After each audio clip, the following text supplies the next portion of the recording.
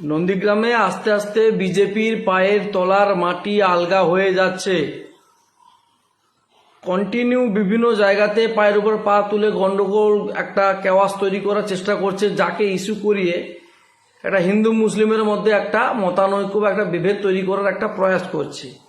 2021 নির্বাচনে এরা হিন্দু মুসলিমের বিষ খাইয়ে নন্দীগ্রামে চুরি করে জিতেছিল শুভেন্দু দিকে, সেটা আমরা সবাই জানি। এখন কি করছে এবং তখন কি করেছিল, চাকরি দেওয়ার প্রতিশ্রুতি দিয়েছিল। প্রত্যেকটা বুথে 20টা 25টা করে ফর্ম বিলি করেছিল, রেলের চাকরি, এর চাকরি, ওর চাকরি, তার চাকরি বলে ভোট কিন্তু লুট করেছে। এছাড়াও 30 থেকে 35টা বুথে টোটাল রিগিং করেছিল 2021-এ। সেই সুযোগটা এখন আর হচ্ছে না।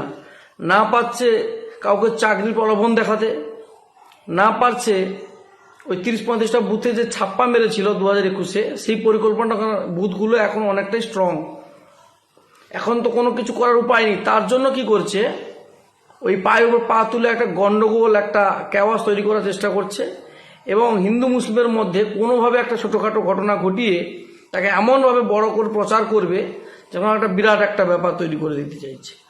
আমরা বলছি কিচ্ছু হবে না। 2026-এ তৃণমূল কংগ্রেস নন্দীগ্রামে জিতবে এবং ন্যূনতম 10 থেকে 15,000 ভোটের ব্যবধানে জিতবে। আমি বলছি আপনাদেরকে, লিখে রাখুন, ভিডিওটা সেভ করে রাখুন। নন্দীগ্রামে 2026-এ তৃণমূল কংগ্রেস 10 থেকে 15,000 ভোটে কমপক্ষে জিতবে। যতই করো হামলা, জিতবে আবার বাংলা। জয় হিন্দ, জয় বাংলা।